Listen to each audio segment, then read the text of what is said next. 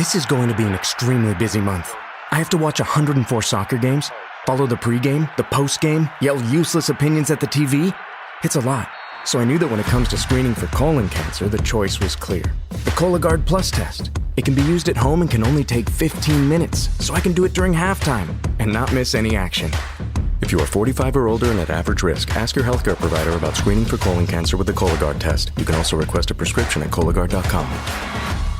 Hey, it's Ryan Reynolds here from Mint Mobile. Now, I was looking for fun ways to tell you that Mint's offer of unlimited premium wireless for $15 a month is back. So I thought it would be fun if we made $15 bills. But it turns out that's very illegal. So there goes my big idea for the commercial. Give it a try at mintmobile.com/switch. Upfront payment of $45 for 3 months, $90 for 6 months, or $180 for 12-month plan required. $15 per month equivalent. Taxes and fees extra. Initial plan term only. Greater than 50 gigabytes may slow when network is busy. See terms. Ever wonder where Tropicana got its name? The tropics. And every time you enjoy a glass, you're not just drinking juice. You're taking a trip. Stepping into sunshine and embarking on a flavorful journey into the tropics where ripe fruit is crafted into wildly delicious juice. And the best part? No passport required. Tropicana. Give life some juice.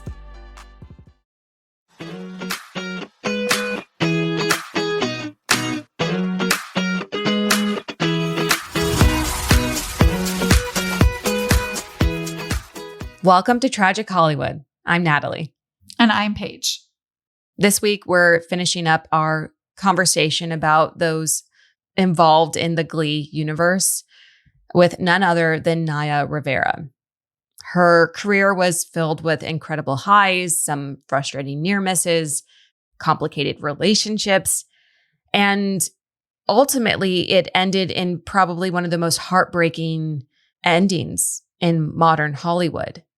And despite all of those headlines, despite the name she made for herself through her character on Glee, I think one of the most memorable moments in her life happened at the end when she, as some reports say, saved her son from drowning as well. So there's a lot to talk about when it comes to Naya Rivera in terms of her career, her relationships, and her ultimate final act of motherhood. It was quite the career. I mean, when we say career, we really mean career. For how young she was, 33 years old, when she passed, she had already had an almost 30-year-long career. She began acting at the age of 4, and she very quickly became a bit of a breadwinner in her family. One of her first main roles was on The Royal Family with Red Fox. This is actually where she experiences something really sad and tragic for such a young girl. At 4, almost 5 years old, Red Fox played her grandfather on The Royal Family, and he ultimately collapsed and was then pronounced dead at 68 years old in October of 91 while they were filming. So Naya witnessed his death, and she was very close with him very quickly. He treated her like a granddaughter. He and did. Him and his wife would bring her little gifts when they would go on vacation, and they'd return home with something for her. So he was always keeping her on his mind. Yeah. She was his little buddy. They even did Arsenio Hall together. I mean, how's that for a blast from the past for 1991? Arsenio Hall. It was such a cute little interview, and Red's sitting right there next to her. And there was just something very sweet and grandfatherly about it, just like you said. And she's a little firecracker. When she's asked if she's going to get married when she gets older, she says no.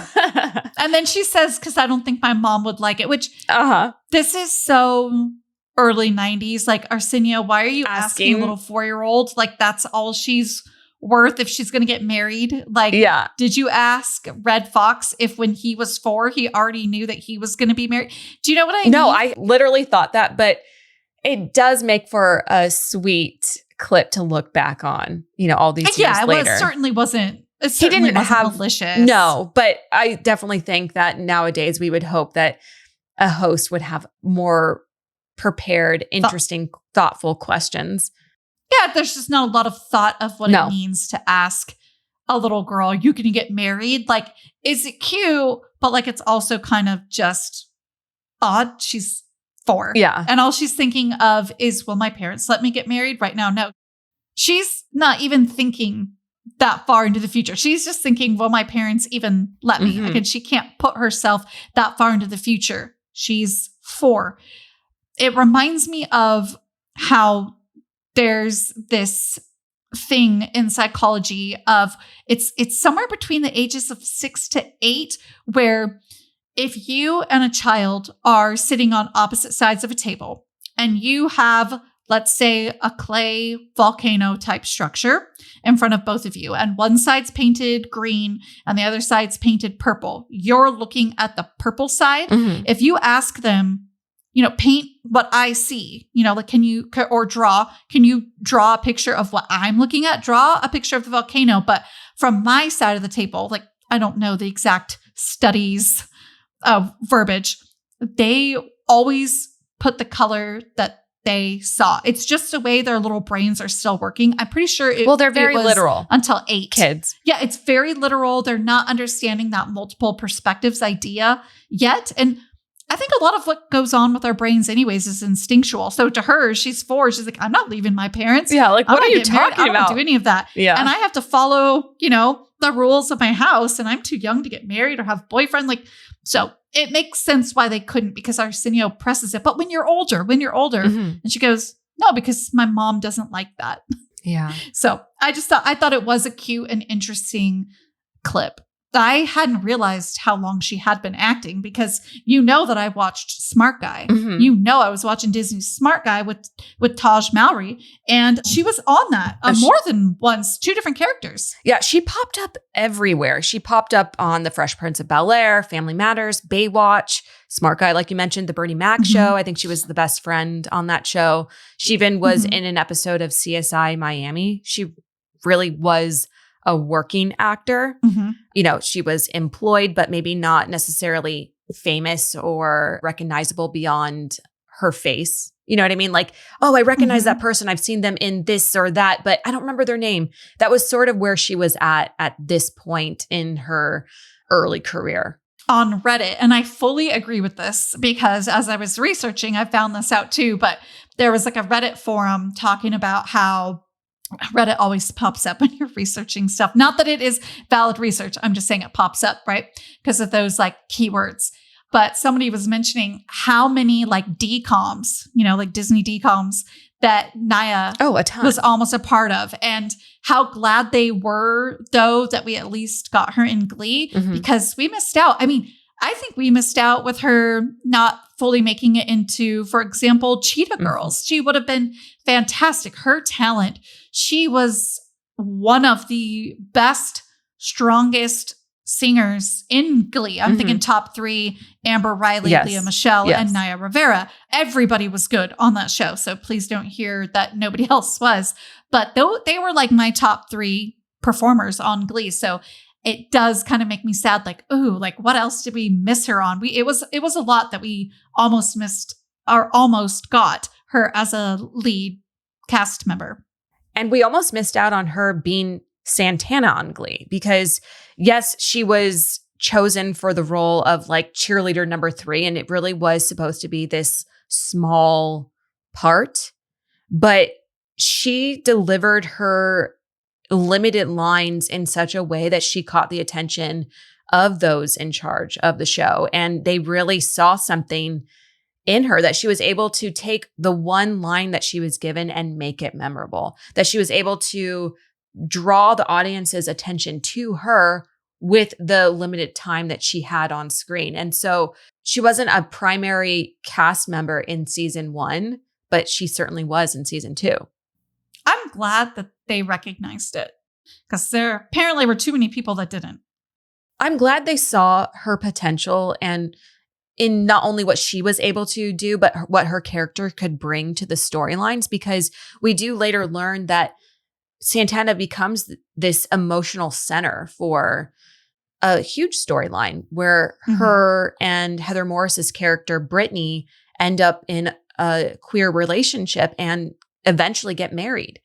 That was such a departure from how queer relationships were treated at this time. It really was developed. It was a slow burn. We really explored the characters as characters who happened to be queer rather than token queer characters. That's where Glee was so special. Yeah. It was And rare. It was rare. It was real. We were ready for the representation that Glee brought through characters like Santana and Brittany, who were two of my very favorite. Especially Santana. She was spicy. I related to so many things about that. And she was one of my faves. I think to this day, that storyline of Brittany and Santana falling in love in their really messy, painful, as it unfolded slowly sort of way, it is still one of the most important queer storylines today because it paved the way for so many other shows to be able to tell stories that were similar or of the same nature. After that storyline came out and she had moved on from Glee, she did talk about publicly that she received thousands of letters about how her character Santana helped fans be seen at a time where there wasn't a lot of visibility. And she talked about how important those letters were to her. So she helped a community have some visibility, and that community helped her see the importance of her art. Glee was such a full circle moment for her. Not only did she finally get the recognition that she deserved, but it filmed on the same lot as the royal family. Yes, I heard about that. It was so full circle, and I'm sure that wasn't missed by her. No, I actually heard someone mention a quote by her saying that when she found out that it was filmed on the same lot, on the same set, that she wanted to bring this little ceramic red fox figurine that he had given her before he passed to set and bring a Ouija board and maybe see if he would respond. Obviously, this was all in jest, but I think she also saw the full circle moment in all of it. Talking about the royal family again is reminding me how, as we mentioned, she was on Smart Guy. What was interesting to me, and I had not known at all until this research, because I had not read her memoir, which I totally want to read that now. Sorry, not sorry, or I think that's what it's called. Yeah. Something to that effect. Look up her memoir. I had borrowed it from the library, but I just didn't have time. But she does narrate it. If she narrates the audiobook, which yes, I that has been confirmed to me as well, I think I'll definitely listen to it because I love when authors narrate their own memoirs because you get their intonation. So that definitely will be a great listen and or read. All that to say, I didn't know the tea regarding Taj Mowry because I grew up loving Smart Guy, loving Sister Sister, which his twin sisters star in. They met very young. Their moms were very close. And so the two became close and first loves. And it said first everything. Yeah, first kiss, first in love, a lot of different ways. first heartbreak. Yeah. There's a lot of undertones there. They dated off and on. So they definitely went through all of those firsts and a lot together. When she passed, he did write statements and he said, "We broke each other's hearts and then mended them back together more than once. I will never not think of you. No woman has ever measured up to what you gave me or how you made me feel. I know deep down, you've always known how I felt. I look forward to the day where I can see your beautiful face once more and tell you everything I've wanted to say that I didn't get the chance to say." And there was another statement that he made that seemed as though he thought that maybe time would bring them back together the way that it had when they were younger. I don't know how much Naya felt the same when it came to getting back together. I mean, it seemed like she had moved on completely. Yeah, exactly. She was dating Big Sean, and that was a bit tumultuous. But before that, she dated Ryan Dorsey. And then in between, she dated Big Sean and they got back together with Ryan Dorsey. Well, and before all of that, she dated Mark Salling from her Glee cast. And she had a few tumultuous relationships that really did overshadow this sweet, innocent relationship that she did have with Taj Mowry, like the Mark Salling one, where she famously keyed his Lexus. And did you catch that when we covered the documentary on Docu-Files a couple weeks ago, The Price of Glee, where her dad talks about that moment in her relationship with Mark Salling? He says, oh, yeah, Naya got some press for egging Mark's car. And he sort of left it at that. But it was confirmed to be she did so much more than just egging. She actually did key it. Look, if there is one thing about me, it's that I hate waiting. Hold music, triggering. If it was a person, they would definitely be blocked. Earnin, on the other hand, would not be blocked. Earnin is an app, not a bank, that allows you to get up to $150 a day, up to $1,000 between paychecks. Tips are optional, and standard transfers take just 1 to 2 business days with no mandatory fees. Expedited transfers start at $3.99 and cap at $5.99. 5 million people are already using Earnin. Time just feels different when you're not waiting around to make moves. Getting paid twice doesn't make money scarce. It just feels that way. And with Earnin, it doesn't have to be like that. If you think about it, it is kind of odd that we have to wait to get the money that we've already earned, even though we live in a world where everything is instant access now. I don't know. Now that I've thought about it, I cannot unthink it. Download Earnin on the App Store or Google Play. It's spelled like earning money without the G. Type in the Murder Diaries under podcast when you sign up. It will really help our show. Earnin is a financial technology company, not a bank. Access limits are based on your earnings and risk factors. Standard cash outs take 1 to 2 business days with no mandatory fees. Expedited transfers available for a fee. Tips are voluntary and don't affect the service. Available in select states. Terms and restrictions apply. Visit earnin.com for full details. Welcome to a new era of baseball's great spectacle. The T-Mobile Home Run Derby, live on Netflix. The biggest sluggers in baseball put their talents to the test on All-Star Weekend. Raw power meets star power. Big swagger meets bigger slams. And you don't swing to make contact. You swing to make history. Watch the T-Mobile Home Run Derby live on Netflix, Monday, July 13th at 8 p.m. Eastern, 5 p.m. Pacific. Need a laptop that's built to perform and designed to last all day? Select Windows 11 PCs starting at $499.99 are now at Best Buy. Learn more at bestbuy.com. Best Buy. Imagine that. Hello, I'm Max Rushton. The World Cup is back and Football Weekly is going daily. If you want award-winning soccer coverage from a podcast that's been overanalyzing the game for more than 20 years and still hasn't run out of opinions or just repeats the same ones over and over again, this is where you'll find it. We'll be producing 33 daily episodes across the tournament, breaking down all the action, the results, and of course, the drama. Can the US make it out of the group stage and into the spotlight on the biggest stage? World Cup Daily. Listen wherever you get your podcasts or watch full episodes on YouTube. Want to elevate your travel experience? Here's how. With a Delta SkyMiles Reserve American Express card, you can relax before your flight in the Delta Sky Club with up to 15 visits per medallion year. And now through July 15th, 2026, you can earn up to 125,000 bonus miles, so you're closer to your next adventure. The Delta SkyMiles Reserve card. Check out the new design at www.delta.com/Spotify. Minimum spending requirements and terms apply. She definitely wasn't taking crap from any of these guys she was dating. After getting back together with Ryan Dorsey, they did get engaged and married in Cabo.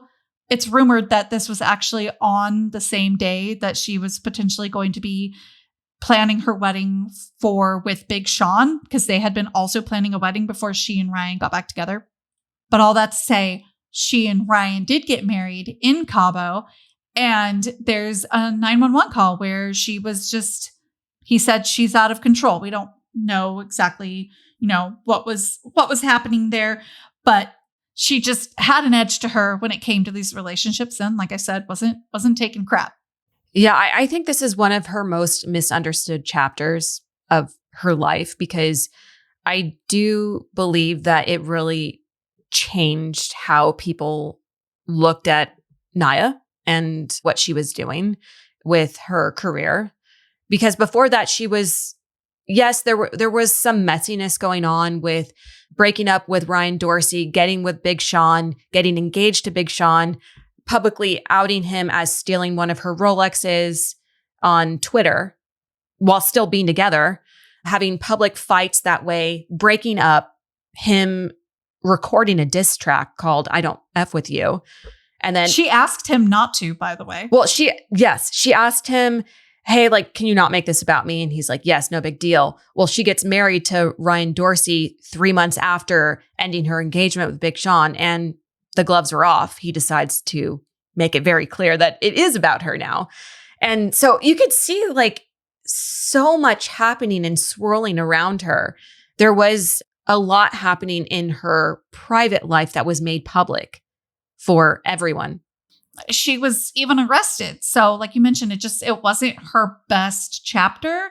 And the public was now even more aware outside of maybe a sassy tweet. Now we're getting arrested and her husband is having to call 911. Mm-hmm. Well, and in the 911 call, he says, my wife's out of control. And we do find that she did get physical with him while the son had been, their 2-year-old son had been in the vicinity.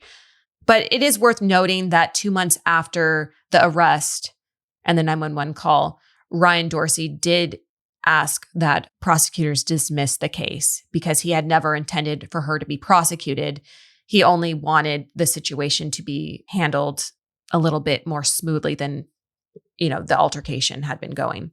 You put it perfectly when you said it just wasn't her best chapter. And the public was finally seeing this. She learned a very hard lesson, especially with a child involved who was born just about a year after they had gotten married, which they got married in 2014. I still really want to know, by the way,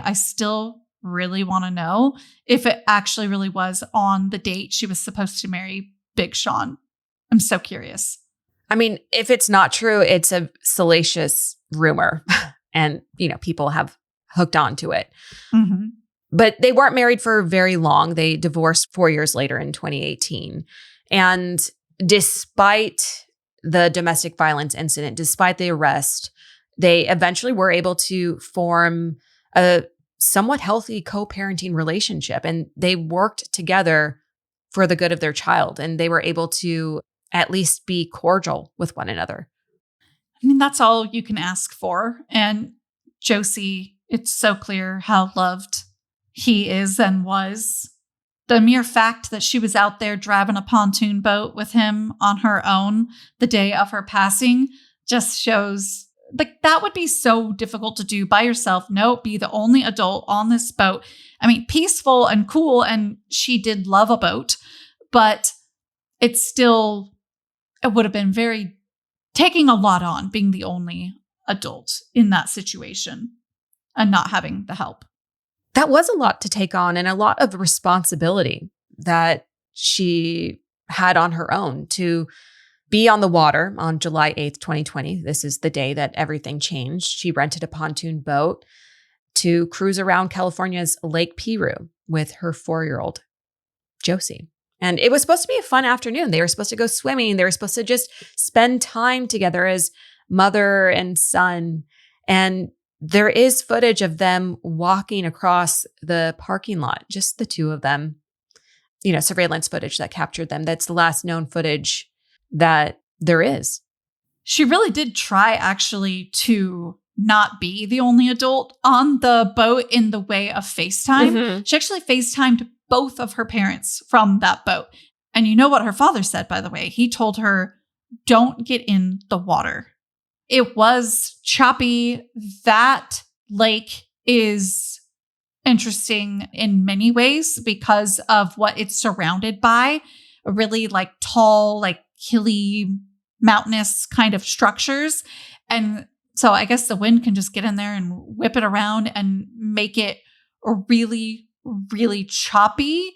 There's also trees beneath the water because when it's not full of water, then trees kind of start growing. It's a very interesting, kind of funky lake. I've never been. These are just things I'm learning about Lake Piru. That is the last known conversation that she had. That conversation actually ended abruptly due to the service cutting out. And when her pontoon failed to return on time, rental staff went out looking for it. And that's when they found a haunting scene. They found the pontoon floating there with Josie sleeping on the boat by himself and Naya nowhere to be found. They were both exhausted because it does seem as though she saved him, and because of winds, and I mean, these are all mostly estimations. Josie was so young. He can only explain so much at the time, and now remember so much. But I mean, essentially, they did get in the water, or somehow ended up in the water, whether she was going to listen to her dad or not about getting into the water. We don't necessarily know why or how they ended up in the water. Accident, choice, whatever. But the boat would have likely been pushed along by the wind, and she exhausted herself saving him, which he's probably sleeping on the boat because he was exhausted, also trying to still save himself. And she just couldn't make it back up on the boat because of the exhaustion, trying to catch up to the boat, trying to continue to swim towards it, and it keeps moving. And that is what they now estimate, is unfortunately the cause of her drowning, which they found her only a few days later. There is another aspect to her being unable to get back on the boat, and it's reflected in Ryan Dorsey's lawsuit that he filed on behalf of Josie a couple years after Naya's death. And it claims that while she was able to get Josie back on the boat, she was unable to get back on the boat because the boat didn't have a rope or a ladder for her to climb up. And it turns out that the rental company had updated some of the pontoons to include a ladder, but hers wasn't one of the boats that had been updated. So you have to think about, okay, she is exhausted. She's just gotten her 4-year-old, who probably weighs 40, 45 pounds, back on the boat. She's treading water. It's windy. She was known to have vertigo. That could have affected her ability to stay afloat. And then she can't climb up the boat. She's just too physically exhausted. And it is said that Josie told investigators that once he was able to climb up onto the boat, that he turned around and his mom disappeared. I mean, it sounds like so many different factors contributed to the fact that she was just not able to get back onto that boat. I think it can be so easy to have a hard time understanding why an adult couldn't get themselves back on the boat. An adult that was experienced with boats and lakes. She practically grew up on the lake, or so some of the resources that we watched and read were mentioning. Again, it's hard to picture, gosh, why couldn't they just get themselves back up on the boat, even if there was no ladder? This exhaustion piece and potential vertigo piece is what we have to accept with that. There are so many conspiracy theories. There was even a video when I was researching that was titled "Who Pulled Naya Under?" or something like that, or "What Pulled Naya Under?" And I didn't even click on that because it's just like people just have a hard time understanding that, like, an adult, even who's experienced when it comes to especially Lake Piru and the winds that were happening that day, it was a combination, like you also so well put. It is sad and it's tragic, and I bet you she didn't even think that that was a potential that she wouldn't be able to get him and herself both back up on the boat if they even had both fallen off. I do want to mention, when it comes to the trees I mentioned earlier, they often can kill a boat's motor and aren't the greatest thing about Lake Piru. So we just don't know, did they hit a tree and get knocked out of the boat? I don't think so. I don't know. Maybe they were just simply swimming and the boat started to get away with winds picking up again, these are things that investigators truly don't even truly know. And they're really more so focused on what actually was the cause of her drowning after getting Josie back on the pontoon. Even though the search quickly became national news, it became obvious pretty quickly that she was presumed dead. There weren't great conditions for her having survived being out on the water by herself and not having been found. But that doesn't mean that there weren't hundreds of rescue personnel searching the lake. Helicopters were used, sonar equipment, dive teams, even remotely operated underwater vehicles, even trained dogs. But it took 5 days to find her. And in a sick twist of irony, fate, whatever you want to call it, she was found and declared officially dead on July 13th, 2020, which is the 7-year anniversary of Corey Monteith's death. You just can't get past this dark string with Glee. Speaking of Glee, her castmates released one of her songs for her in her memory. It's called Prayer for the Broken, and then in parentheses, with friends from Glee. I do wonder if Lea Michele was part of that or not, just given when we were talking about the price of Glee, how they had tension between them because they were two of the strongest personalities. And personalities. Sure. Yeah, I do wonder. I mean, honestly, this leaves me feeling so sad. And I'm really glad, though, that we got to talk about her a little more in depth than the documentary did. Because honestly, the documentary, of course, talked a lot about the search for her and stuff. But I got to learn so much about her that I wasn't expecting. And she had such a full life, despite only being 33 years old when she passed away, that I'm glad that we got to explore a little bit more about her career, about her relationships, about her being a mom and her final heroic act. She would be turning 40 this coming January. So she's been passed away. We are coming up on July here, July 13th. So she's been passed away for 6 years come this July. Until our next episode, make sure to follow us on all of our socials at the Murder Diaries Pod. We do release our DocuFiles segment on YouTube, so make sure to subscribe and check it out there. And don't forget our schedule: Mondays, Tragic Hollywood; Tuesdays, DocuFiles; and Thursdays, a true crime case that needs your attention. Thanks for being here. Bye. Look, if there is one thing about me, it's that I hate waiting. Hold music, triggering. If it was a person, they would definitely be blocked. Earnin, on the other hand, would not be blocked. Earnin is an app, not a bank, that allows you to get up to $150 a day, up to $1,000 between paychecks. Tips are optional, and standard transfers take just 1 to 2 business days with no mandatory fees. Expedited transfers start at $3.99 and cap at $5.99. 5 million people are already using Earnin. Time just feels different when you're not waiting around to make moves. Getting paid twice doesn't make money scarce. It just feels that way. And with Earnin, it doesn't have to be like that. If you think about it, it is kind of odd that we have to wait to get the money that we've already earned, even though we live in a world where everything is instant access now. I don't know. Now that I've thought about it, I cannot unthink it. Download Earnin on the App Store or Google Play. It's spelled like earning money without the G. Type in the Murder Diaries under podcast when you sign up. It will really help our show. Earnin is a financial technology company, not a bank. Access limits are based on your earnings and risk factors. Standard cash outs take 1 to 2 business days with no mandatory fees. Expedited transfers available for a fee. Tips are voluntary and don't affect the service. Available in select states. Terms and restrictions apply. Visit earnin.com for full details. Ouch. This knee is killing me, but I can't stop training. The marathon is in 2 weeks.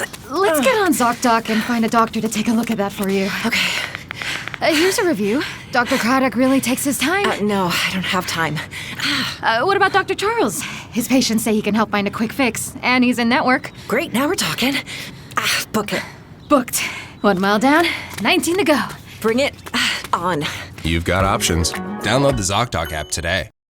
Starting a business can seem like a daunting task, unless you have a partner like Shopify. They have the tools you need to start and grow your business. From designing a website to marketing to selling and beyond, Shopify can help with everything you need. There's a reason millions of companies like Mattel, Heinz, and Allbirds continue to trust and use them.